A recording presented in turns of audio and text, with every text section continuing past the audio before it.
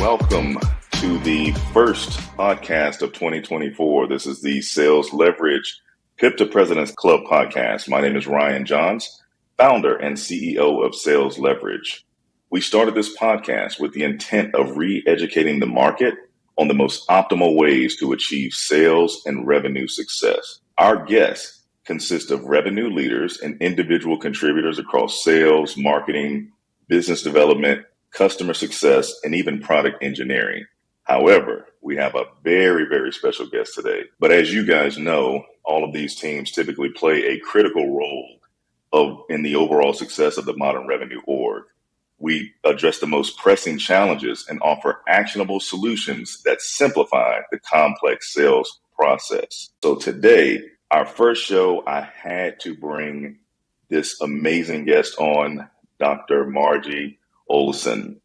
Margie is an executive coach and team development expert with a doctorate in organizational development. She delivers her coaching with practical strategies and actions for leaders and their leadership teams to build the right foundation for teamwork and productivity. Margie is known for quickly sizing up situations and team dynamics and providing no-nonsense direct feedback for the quickest, most effective ways to create sustainable change. She's helped leaders across multiple industries at companies like Target, Cargill, Ameriprise Financial, Ecolab, Lockheed Martin, UCare, Jude Medical, American Family Insurance, and many, many more. With an emphasis on the people in the organization, Margie works with senior leaders and leadership teams to become cohesive, high-performing teams, which translates to performance across the entire business. Margie, welcome to the show. I'm so happy to have you today. Thank you. I'm so happy to be here. Awesome. So, like we talked about before, we've had a chance to dialogue a little bit around this topic around taking a people-first approach to increasing sales and organizational performance. So I definitely want to jump into that. But what's going on with you this year? Like, how's your 2024 starting off? Is there any major innovation that you're focused on this year? Anything you want to tackle? So I feel energy, and I came out of 2023 with what felt like a lot of friction in my life, all these different areas that were sort of butting up against each other. And all the work that I did on myself and my business and my personal life and building a business while I'm also doing work seems to have come to fruition. And for some reason, January feels calmer. I have energy. I have optimism. I can see one of the changes that I made coming out of 2023 into 2024 was to remind myself that it's little pieces that we will put together over time that result in our goals. So Steve Jobs gets credited with saying, you can't see the breadcrumbs looking forward, you can see them looking back. So 5 years from now, I'll be able to look back and see the very roundabout pathway that life takes us to move us toward our goals and make improvements and increase relationships and make improvements there.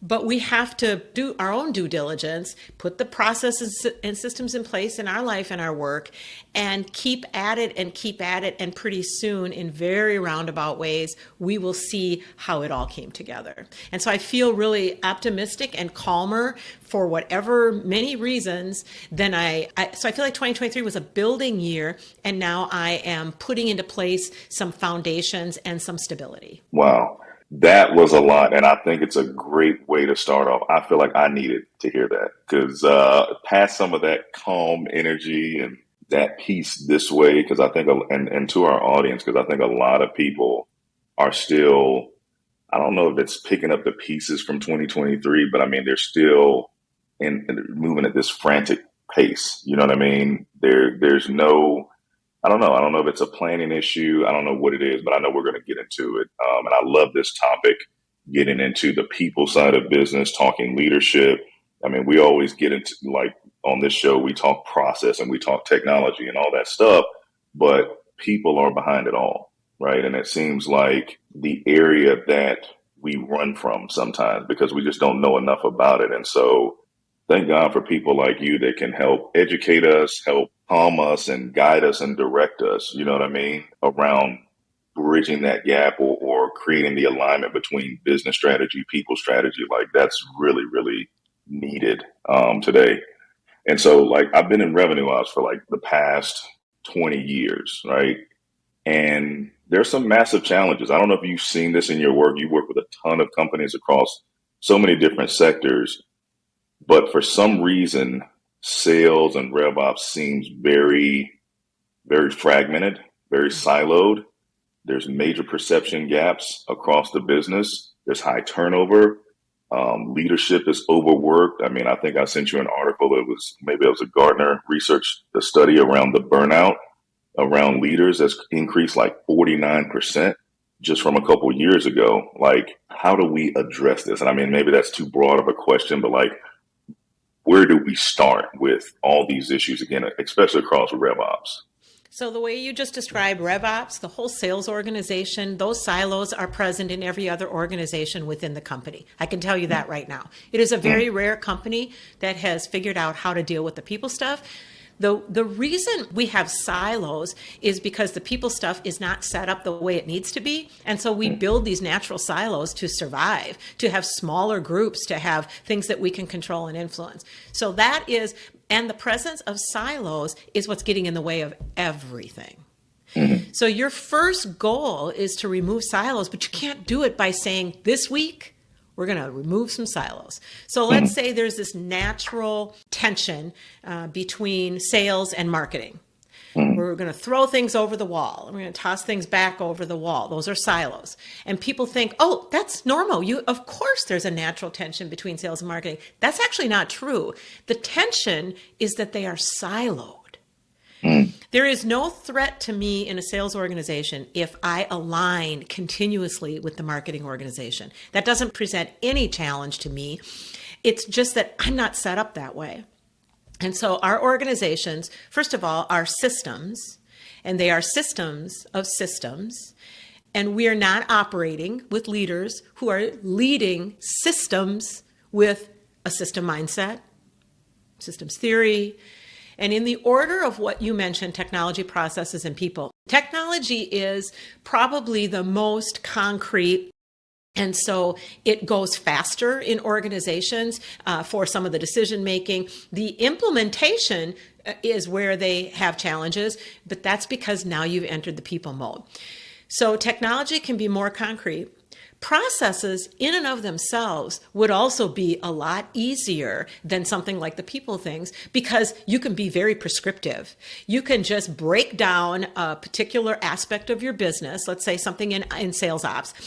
This whole interaction with a client, well, I can lay out the 27 steps. So someone who's good at that can excel at putting in the processes that make that work. But then where it starts to get gray is when you add the people part. So every organization within the sound of my voice right now would have very robust process organizations, documentation, roles, who leads this process, who leads the capability that the process rolls up to, who's in charge of the decisions, where does the actual work get done? We know the science of how to do that. We can document it. But as soon as you start to add the people, now it slows down. Now you have silos. So the people, as soon as they see that someone is telling the story by documenting, telling the story of who makes which decisions, they might put a pause on the process because, wait, who said that? That's not how we work. Or they're not even saying it out loud. They're thinking it. And they're sabotaging. They're slowing it down. So technology can be very concrete. As soon as you add the people, it slows down. Processes can be very concrete. As soon as you add the people, it slows way down. And then the people part of organizations is not something that they go after in a way that takes the art and science of what we know about human beings and organizational dynamics and the systems. These people are not experts on that. And so what you have right now in the world are systems of systems that have cultures that are inherited by all the people in them. Even when you do a startup, you're developing a culture of one person does everything and they may not even know how to lead. Well, move forward several years and it got bigger. And what did you do to change that culture? You're still building it based on where you started. So it's almost a cynical choice for senior leaders to go to work every day and maybe not even think it's possible for them to do the art and science of leadership in organizations the way they insist on hiring a legal person because they have the education and the experience. Their accountants know how to do that. The whole dynamics between departments and among departments and across departments, nobody thinks that there's a way to do that is already developed, which it is. It's already tested, which it is. It's already settled research, which it is. When you shift your organization, slow it down, slow time down, take space to put the systems and processes in place to work within what we know about the art and science, things change dramatically very quickly. And I agree with everything, of course, but so at a root level, because I think we both look at things this way, with all the science that's out there, with all the tools that are available, with the systems and infrastructure that's available to leaders, why is there still such hesitation, such resistance? I mean, is it a trust thing? Is it a competency thing? Like, what are you seeing? I mean, you have the expertise. Like, what's your research showing? It's many things. And I developed and am launching Top Team Accelerator, which pulls the pieces together that are the most important to build the foundation. So there's a lot of things you can do, but if they're not connected or organized, it won't help you. The challenge is that let's take just an individual, whether they're in a leadership role or they're in a day-to-day individual contributor role, they're coming to work with their whole selves and they're having to leave it sort of at the door or at the screen. So their days are filled with so many unproductive meetings. And that's an example of something we know everything about. And you might even have heard of it. You might have had someone bring someone in or did training out of HR or some other department. And you learned all the things that you need to do to have effective meetings. And you even tried it for a while. And then 6 months later, you looked and say, see, that didn't even work. It doesn't help. It doesn't matter. There's not meeting science. Well, actually, there is meeting science and it is settled research. So there are things that you can do. But the rest of your day, the rest of your processes, your brain, the collective brains of everybody around you revert back to the habits that you have and the culture that you've built. And so you can carve out a little piece of it and focus on yourself first. So you can go to therapy.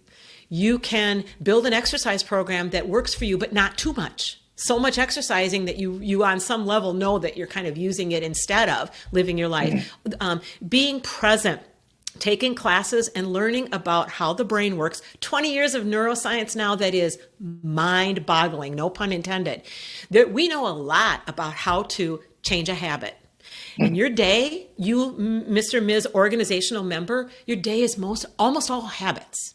How you interact with your team, how you lead your meetings or show up to a meeting, how you participate in performance management, how you interact with the other silos next door. Those are all habits. When you want to change them, you have to go after them the way you would go after changing a habit. And what happened for me was I had been in corporate America for 30 years and looked around and saw it didn't matter if you were a sales organization or supply chain or you were a startup. It didn't matter how big or small you were or which industry you were in, or is it for-profit or nonprofit or government.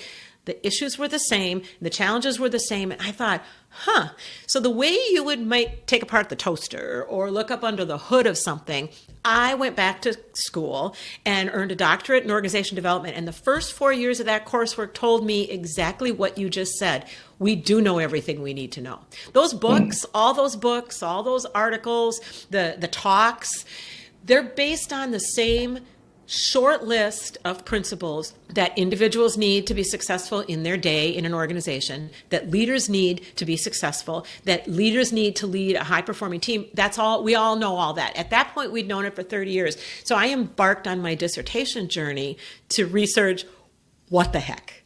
If we know it, what's the disconnect? And then I did my research and got my learnings, and then have spent the last 10 years in corporate America applying it. And it has to do with the way we run organizations. First of all, you're hiring people for their expertise, but leaders don't have expertise.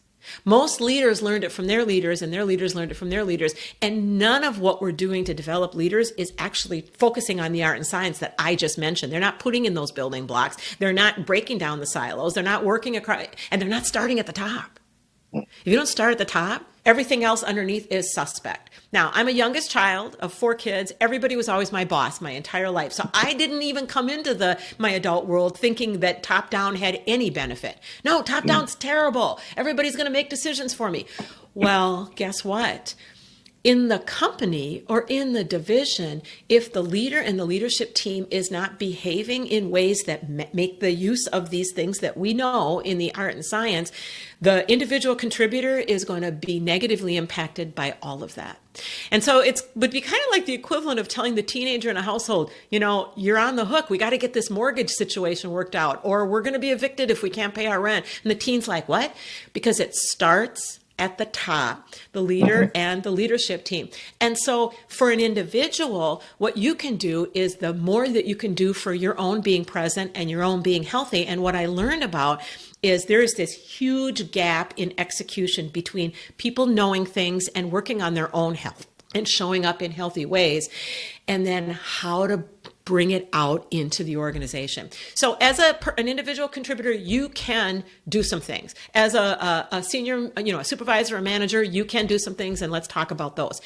At some point, it needs to go higher up, and it needs to come more top down so that it can start to infiltrate and create. Where you still have silos, how do you learn the art and science of what I just said when you have silos?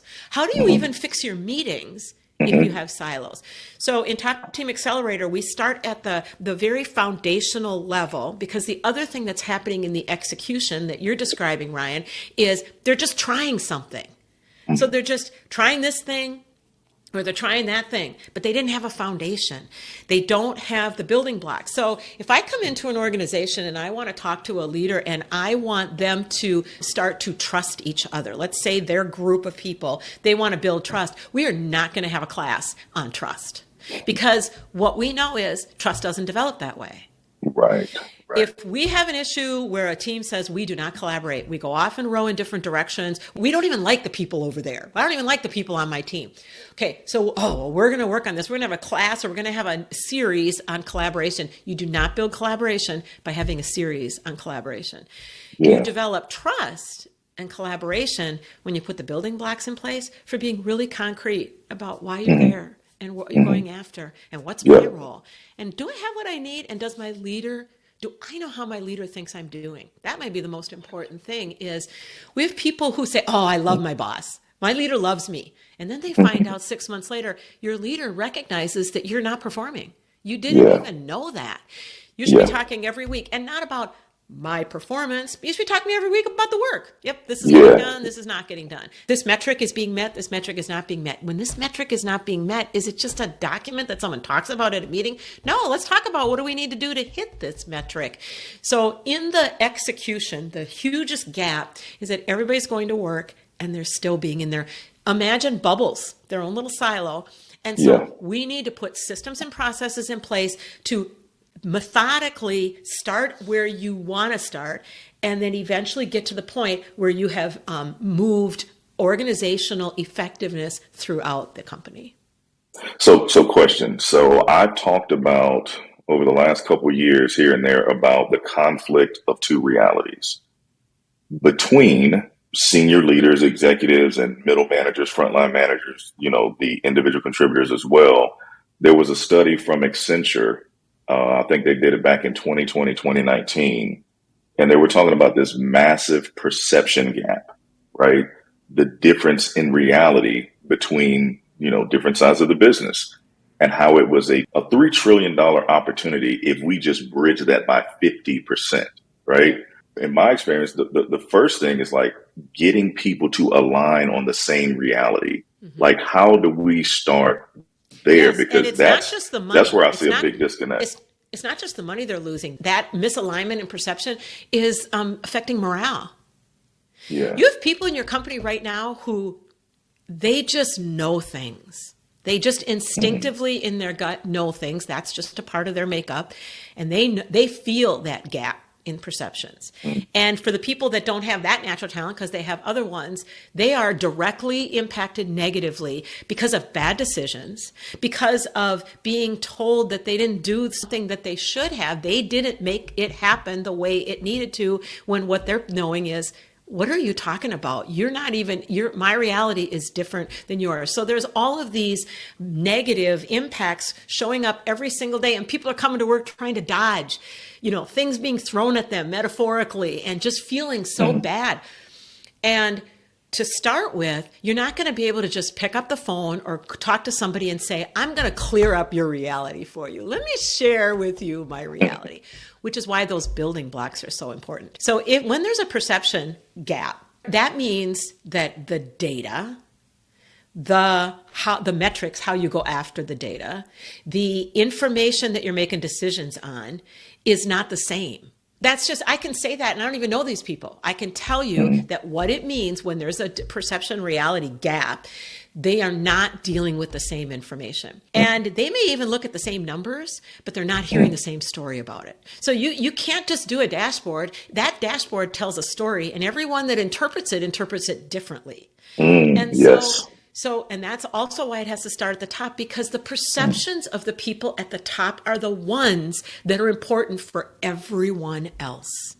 So if you're a senior manager in an organization and you think you can get by with just coming to work and being a senior manager and not really tied to everyone else, you can't. You may fool yourself into thinking that you're separate. Oh, there's so many layers down below. We have all these people taking care of all that. No, actually, your perception is what's running that company, good or bad. So you put the building blocks in place, but you start at the top. And actually, it's the perception reality is not just gaps on one level versus another. That leadership team, that CEO and those leaders, they have a perception reality gap among themselves. Yeah. I once worked with a team, a 4-person team, a leader and 3 managers that reported to the leader, and they each had their own teams. And they were so collegial. This was when we were in person. They sat side by side. For a year, they had this project to roll out this thing. And for the 4 of them, literally shared cube walls. They sat side by side. They celebrated birthdays. And so the leader is leading the 3, and then the 3 are leading their teams. And there were challenges, and they brought me in. And one of the first things we did was talk out loud, get their ideas, their perceptions out loud. So we went through a couple of the activities that I used to help teams be clear with each other, and they got emotional. We had them capture for themselves their perceptions of how things are before they say it out loud. So if you go to a meeting and someone says something, you can't even work with that. You think, oh yeah, that's my reality too, or that's my perception or whatever. No, I asked them first to individually declare. And so they pulled presentations together. We did talks, whatever. And once they got around to each of the 4, they got emotional. They laughed. They had 4 different stories that they were telling leaders above and their teams about what they were doing, what it was going to take, who's doing what, and by when. Now, how much more togetherness can you have physically or remotely if you're in conversations every single day and your perceptions are different? Multiply that by thousands in a big company, hundreds across different organizations, sales over here, sales ops over here. So rather than put your pillow over your head and say, then there's nothing I can do. This world is terrible. This is too hard. I can't make this happen. No, you want to get set up so that the reality is being told in a way that the leaders are over communicating, and then they're with each other, and they've built their team process so that they're constantly in sync. They're in continuous alignment around what the goals are, what the current priorities are, who's doing what, by when, and how's it going. And if I asked a team right now to just say those 5 things that I just mentioned, they would tell me different things. Yeah. And Right there is the success of your company or not. It seems too simple. It's just too darn simple. Margie, it can't be that simple. Organizations are complex. They're so complicated. Yeah, because you've got them set up to go against our human nature and the way our brains work, the way our brains learn, the way our brains process, and the way our brains change habits, develop habits and operate out of habits. So when you get the leadership team to put in place the systems and processes to continuously check in with each other on those things I just said, and nobody gets to go off on their own unless they're a tiger team, unless they're doing innovation. That's where they should be, over here. Everybody else, the boats are rowing in this direction. And then those boats are filled with team members and it starts to cascade down. And you can have a large company, a medium-sized company, a small company, and have the perception gaps that you're talking about and fix it regardless by putting these systems in place. And then what happens, besides all the money that you're saving and the opportunity cost and the better serving that you are to your clients, to your customers, to the market, to shareholders, your people are having a better day. Yeah. If they know even their own supervisor, manager, leader has a different reality perception than they do, that's a lousy day. Exponential when you go across. When people have it coming top down and you've got the systems and processes in place for everybody to kind of know that, it feels great. And I'll just say one more thing about that. Patrick Lencioni, who did 5 Dysfunctions of a Team 20 years ago, Love he did him. The Advantage Yes. in 2012, Yes. and now he does Yep. Working Genius, which we can talk about Working Genius. Yep. He says one of your strategic advantages, he has a short list, is a leader, it should be over communicating. And that is an unfortunate or fortunate reality. So if you're an individual contributor and you feel like people's perceptions around you are different than what yours are, let's say for yourself or your work, then you need to do some communicating and maybe even some over communicating. When you're a leader, you need to over communicate those 5 things that I just said. And when you're a senior leader, and he's actually heard, Lencioni's actually heard leaders tell him this, that's not my job. That's boring. So this leader with these 3 managers who had the 4 different views of what they were doing, they weren't over communicating. It's really boring. It's true. It is boring to say the same things over and over and over again, but it's not boring to hit your goals and exceed them. It's not boring to build partnerships that are going to make you a better company going forward, and you get to go home and have a better day. And so over communicating can be done and learned building on the 7 times 7 ways, the old marketing adage, and that's just based on how the brain takes in information. That's not a thing that we just talk about like a best practice for no reason. No, it's science. Our brains need 7 times 7 ways, or they're going to revert back to the autopilot that they function on every single day, every single minute. You have to do 7 times 7 ways to lead your brain and have it lean in and listen and follow. So you can over communicate, but it needs to be 7 times 7 ways. And eventually it starts to feel more natural. That yes, it may seem like overkill. It may seem like I just said the same thing 5 different times. But what you realize is that's how the perceptions start to align. They're different realities because the story is different. You need to be telling the same story day to day. And every time you have an opportunity where you're asking for something or you're making something happen, you need to remember to communicate again those things that you communicated before so that people can learn. They're not trying to ignore you. If you send them an email and they don't follow what you said in the email, they're not trying to ignore you. Their brain, let it be. No, I got too much to do. Well-worn pathways. Let's just do the old stuff. Let's just do the familiar stuff. But then you have a meeting, and then you have a presentation, and then you get invited to a town hall where they're going to be talking about it. And then you get sent something that shows some bullets that says, here's what it means for you. Now, my perception of this reality just got a lot closer to the perception, the reality perception of my leaders because somebody over communicated. Yeah. So I got a 2-part question. I want to go back to the part you said about how good it feels when you perform well, when you hit your goal and things, because that's a big one, right? And then I also want to ask you, so it's a 2-part question. 1, how do you get around the barrier? Because you mentioned barrier, and the barrier of ego is the big one, right? Some people don't want to hear reality. Some people don't want to hear the truth. Right. Some people don't want to accept that they're in denial about what that other person's truth may be, right?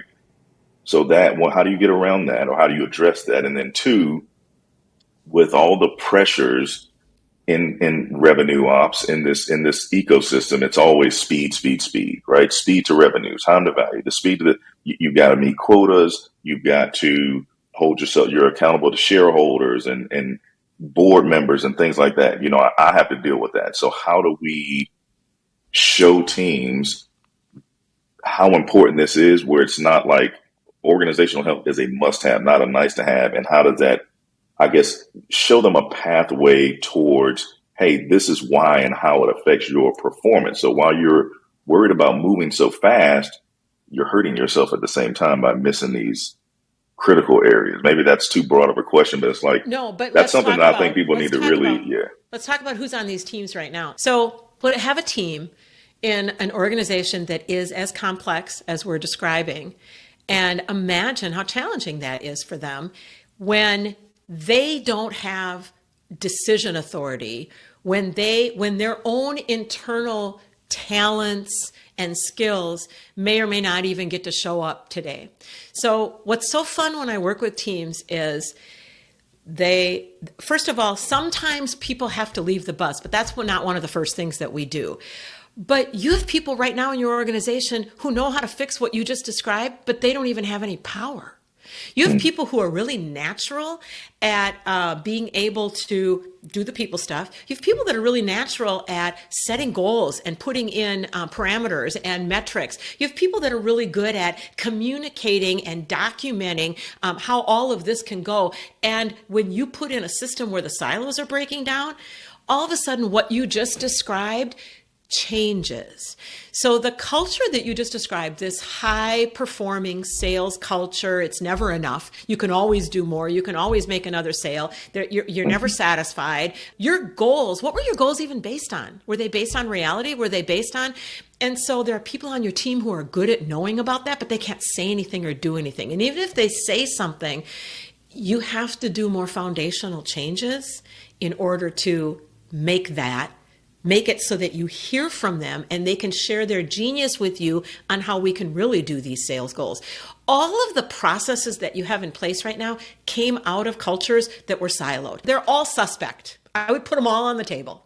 Mm-hmm. They're all based on the old ways that didn't help us. So let's go back to talking about ego. And I will say organization. So along the way, it started to become almost a calling, not a calling, but a passion for me because I think the world can be made a better place when organizations are better. When I was a kid, I wanted to, if I wasn't going to be president, I wanted to be a therapist. So I wanted to, help people with their problems. People don't want to have problems. People want to have a better day. Well, then I became an adult and I thought, ooh, that's probably not a good fit for me. But everybody goes to work. So if I can help organizations be better places for people to come and go, then their whole day is better.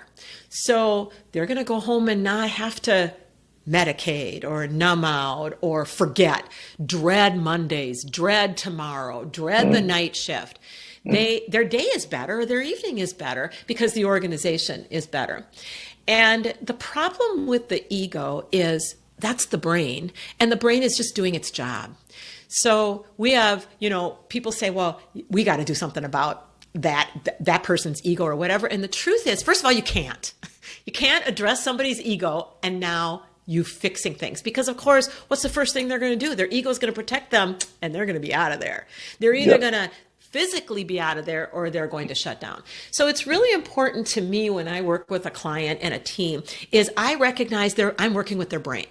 So if I come in and I say, you know what, we got to build trust. We're going to spend today all day and we are going to talk about trust. Well, their brains are going to go, and they're not going to be able to perform even in that offsite because the brain is doing what it needs to do, which is protection. It's just always keeping us alive, which we don't need as much of that as we used to, but it's still operating that way. And so autopilot is 99.99% of everything we do. So if I go after someone's ego or I start to point out all the things you're doing wrong as a leader or as a leadership team or as a whole department, most of the brains are going to go, they're going to just count me out because their ego is saving them. And so God bless the ego. It keeps us alive, and we focus on ourselves because nobody else is going to. So we have that self-centeredness natural.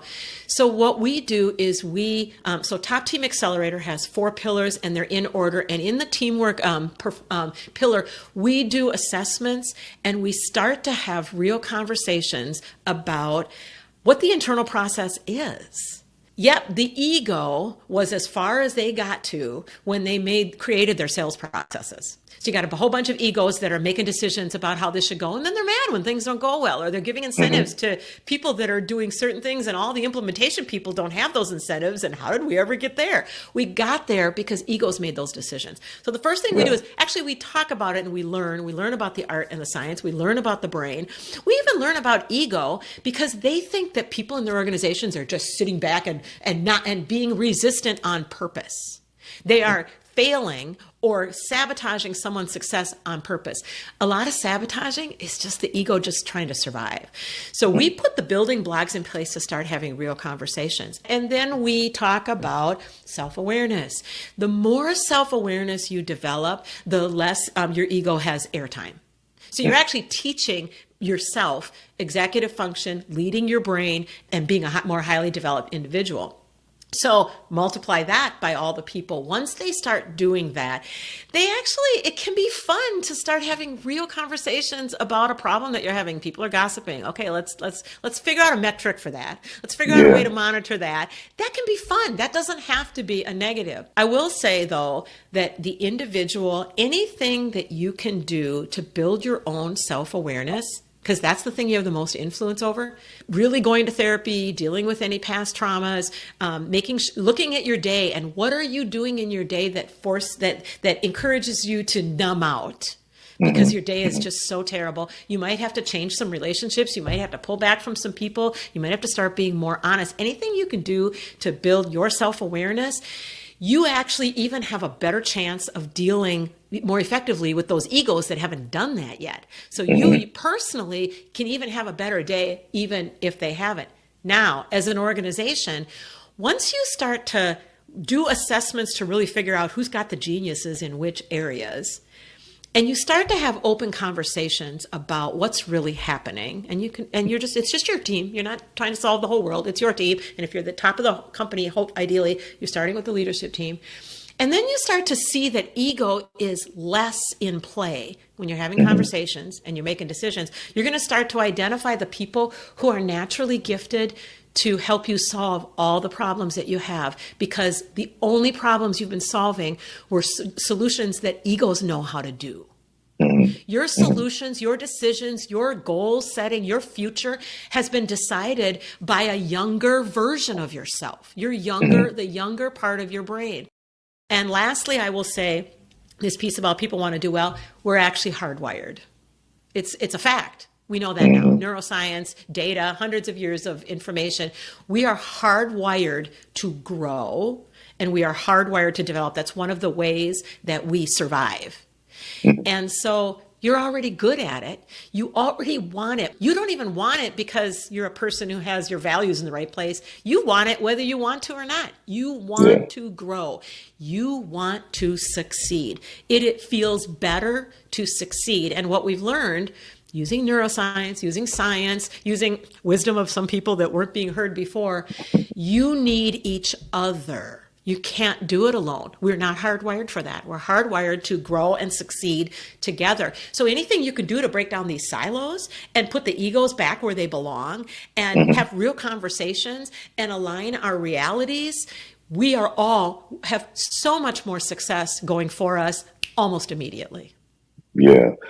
I always say that the greatest deception is self-deception. It's like when you lie to yourself, how can you ever be honest with anyone else, right? You're lying to yourself. So my next question is this: in order for a person to gain better self-awareness, I know you mentioned therapy and different things like that, right? But some people don't want to admit they need therapy, or there's some feeling they have about therapy. They just don't want to do it, especially men. We don't want to do therapy. That's not our thing, right? We don't want to be a part of a program. We don't want to do anything formal. We want to do things quietly. And a lot of times we don't have that moment of self-reflection until we fall on our face? Like, how would someone prevent that? How can I learn more about myself, create greater self-awareness so I can start creating a pathway for change, but I guess kind of do it discreetly? Is there anything Yep. out there where So they can what's kind of beautiful, so it took me a while to put these pieces together to develop Top Team Accelerator because I wasn't sure how to make execution accessible. It's not just execution 101, it's what's getting in the way. And so we talk about self-awareness and ways that people can develop their self-awareness, and then they can go off and do whatever. And then we develop team awareness through the actual work. So if you're a leader and you have your leadership team and you start to go all in on, I am going to over communicate my goals. I'm going to over communicate my goals. Full stop. And I'm going to ask them to recite them back to me. I want to know, and this is not all in the same hour. I'm saying that this is what you do in the first several days, several weeks. I want to know that they're telling that story of those goals back to their teams. I want to know that they know what their role is, their individual role and their team's role in achieving that goal. Those goals, those 3 goals or those 5 goals. Okay. And then what is the role of their teams, the individual team members, for them to be successful, for that leader to achieve their goals as a team, so that on my leadership team, they are meeting, they're aiming and helping me achieve my goals. And do they have what they need? And what metrics are we using to say how it's going? Let's get that perception gap to close. Okay. So now we're over communicating and we are continuously aligning. And by the way, this doesn't happen in a month, but you start to have successes and then it starts to build. It starts to snowball, for those of you that know about snowballs. And so in that process of clarity and alignment and developing as a team, you're growing your self-awareness. You don't even have to shine a light on it or go off and do something else necessarily, because part of our lack of self-awareness is because we didn't have that clarity, so we could keep telling ourselves a story that's not correct. So right now, everyone within the sound of my voice, you are not breathing you. You're not. You can think about your breath. You can take a deep breath. You might even feel anxious and notice your breathing and be concerned about it.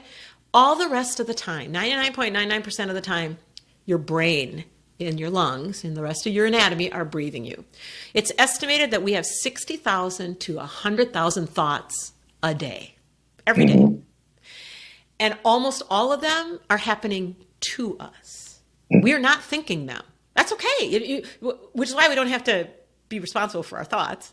We're not thinking them, but when you grow your self-awareness, when you start to have more clarity and you're going after more alignment, you're starting to lead some of those thoughts. You're being more intentional about those thoughts. All the rest of them are going to keep coming because that's your brain. So when you say self-deception, what we're really talking about in terms of anatomy is the brain is keeping us from being clearer. The brain is keeping us from being vulnerable. The brain is keeping us from saying out loud, I didn't like when you just did that. And so for individuals who are have a history of not wanting to do therapy, not wanting to talk about feelings, not wanting to talk out loud, really they've gotten really good at pushing the vulnerability feelings away. Their brain is just going to keep defaulting back to all their old problems and all their old ways of dealing with it. And it's not going to change because you're still doing the old way. There are other ways besides therapy, and especially if you start to do the work as a group that focuses not on feelings, but on goals, not on vulnerability, but on authentic meetings, not on being scared, but rather on what metrics are we using that is telling us all the same story. Once you get some of that in play, the other things that you can do for self-awareness might be, what group do you already belong to? Let's say in your personal life or as a professional group. Who among them talks about feelings? Pair up with them a little bit or start to do more reading, or you can go after getting ready to have a therapist. You can go after getting ready to be more vulnerable, because that's a habit too. Not wanting to do therapy, not wanting to be vulnerable, not wanting to have real conversations, those are all habits. Yeah. So you can go after changing those with arming yourself with information, maybe sharing with one other person. I just want to talk about this. I've got this goal for 2024. I want to increase my self-awareness. And when we say self-awareness, you can think about if you've ever seen the picture of the iceberg, Mm-hmm. and then there's a water line. Yeah. And the iceberg part that's showing is what we look like, what we say, what goals we wrote down. Underneath the waterline are my beliefs, my perceptions, my feelings, unless I said something. The politics live below the waterline. Abuse lives below the waterline. These are all secrets. This is the place where we're not honest. As you increase your self-awareness and you increase your team awareness, the waterline goes down. Mm-hmm. It's kind of like you do this and then this happens, and then you do this and then this happens. They work together. You're trying to get the waterline farther down so that you're living more out loud. Yeah. And you're being more open about what you thought of that meeting. And I like to think of the analogy of a baby learning how to use the toilet. Mm-hmm. So as you're trying to take them through that process, they're going to notice after. Mm-hmm. Okay, this is the thing we've been working on, honey. This is what happened. Okay. And we're not dealing with someone that we're actually having full sentences with, because they may really be young depending upon their age, but they notice after, and they themselves, their brain notices after. Then at some point they get to the point where they're noticing during. Yeah. So their brain is like, oh. And then what you're going for is catching it before. And so as you lower the waterline, as you practice maybe saying something out loud, I didn't like how that went at that meeting. You may not say it at the time. You may not even know it till later. Then eventually you do some of this other work and you do some more lowering the waterline by being more open and more out loud and more direct and authentic. Then you might notice during. I actually don't like when you're saying these things to me, or I don't like those metrics that she came up with, but you don't say anything or you don't do anything about it. Eventually you get to the point where you're catching it in the moment or in advance. And as a team, it becomes a support. These are your support system for doing this process when you can do it together. So if I'm growing my self-awareness and I'm having a tough month because of something I have to start doing that's awkward for me, I have these other people who they're going through the same thing and we can support each other. So it does eventually, you want to get the waterline down enough so that you are having those perception alignments continuously. Oh my God, you got my mind going so many places right now. I got one final question that I have to ask. Do you have any thoughts on how AI is getting in the way or maybe helping strengthen organizational health? Like, do you have any thoughts around that? Do you think it'll create more of a barrier, more noise? So or do you think there are ways to enhance? We talked about those problems that we all identified and noticed during the shutdown, during the global pandemic, where we literally were not out in the world, many of us. And then we come out of it with thinking the world has never been in a worse state, and we're done. We're not going to come back from this. We're forever changed. And then you rattle off diversity and inclusion that we can't get to, global supply chain, the economy, the marketplace, the physicality of where you're working and the types of people that are working and now how they feel. And they've got all this trauma coming out of even the COVID pandemic. So there's all and talk about the world issues, talk about things that are happening socially and the people the differences, all of that. And you say, I'm done. I can't do anything about this. Well, actually, everything we just described will position you to be able to address those things. You're not going to solve them for the whole world, but you can solve them for your own company. You can solve them for your own household. You can solve them for your own team. And AI fits right in there. AI is just another change that people are worried about, rightfully so. Yep. And when you tap on the geniuses of the people on your team and collectively within your company and within your household and within your volunteer organization, they have some answers.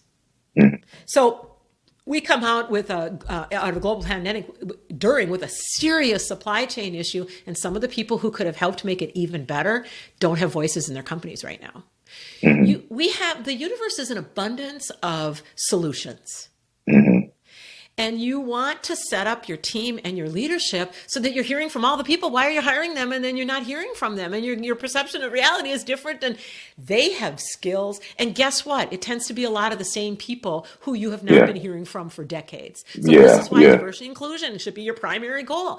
And so when you start to hear from all these different geniuses, all these different personalities, all these different ways of living, you then can you can lean into what's our AI approach going to be? What are we doing now? How is it affecting us from the things we engage with out in the world and with our customers with AI, and how are we using it internally? And what are the opportunities? And treat that the way you would treat these other issues. And now you have time and space because you fixed your meetings. And you have people have a perception alignment. And so you're so much faster, and you have morale is higher. So now you can retain your talent. And you're listening to people that you haven't been listening to before. And wow, guess what? They're amazing. And now your bottom line, your ROI just went up because you started to hear from people that are in those marginalized groups that you have not been hearing from. They have answers to what to do about AI. We all can figure this out if we're not fighting fires and doing crisis management every single day with all these egos who are making all the decisions. Yeah. This is so powerful. So the closing message here, I would say, man, lean into functional diversity. Leaders, lean into functional diversity, because so many teams have embraced this concept of like diversity for optics. It's not about the gender. It's not about, the ethnicity. It's about like what's in here. You know what I mean? Like the functional diversity is what can really guess who needs that to not happen? The needle. The egos that have set up the cultures that we have right now in organizations who are afraid. They are protecting themselves. They are doing survival mode. Grow your self-awareness, grow your team awareness, lower that waterline, and you too will come to appreciate what you've been hearing your whole adult working life, that it's important to have what you just described. And if you're not making it happen, it's because your brain isn't letting you. You need to lead your brain. Wow. Man, this is, you got me thinking about so many other topics. I'm not going to take up more of your time, Margie, but thank you so much for sharing today and with our audience, man. I want to get into things around the meeting science you talked about, more on functional diversity, cross-functional team dynamics. Like there's so many other things that we're going to get into. And so audience, stay tuned. I'm definitely going to be bringing Margie back if she gives us some more of her time and genius and brilliance. Because it's needed. I mean, it's time to humanize revenue operations, and do the thing that, I guess we've been hesitant or fearful of or whatever. But I think, Margie, you're definitely going to be our guide to a better 2024 and beyond, for sure. And just for today, they can go to topteamaccelerator.com and click on the button to take the free assessment. They don't have to give their email. They don't have to do anything. They can just read through the questions. And even reading the questions as you're answering them will tell you the short list of things you need to have in place. You don't have to solve the whole world. You put these pieces in place so you can take the assessment, see the score, and then see some recommendations for you today. And then Margie.Oleson, Oleson on LinkedIn, I put resources out there every day. And when you go to topteamaccelerator.com, there's also a button to go to my website. Lots of resources out there. That is what I was going to ask. Perfect. You read my mind there. Topteamaccelerator.com. I may do that myself. So absolutely. It's fun. It's quick. It's fun. That's what I was going to say. It's fun. Like, self-awareness, the process of evolution, like it should be fun. It should be fun. It should be a fun journey. Well, thank you so much, Thanks, Ryan. Margie. I really, really appreciate it. And thank you, audience, again for tuning in and helping us take another step toward becoming the #1 revenue enablement podcast in the world. And we're not going to be that without the people, right? We are committed to simplifying and accelerating the pace, not only of complex sales, but simplifying some of the complexities of organizational dynamics. Like Margie's going to help lead us in that direction. So this was awesome. I can't wait to our next session. So everyone, take care, make this a great 2024, and we'll talk to you next time.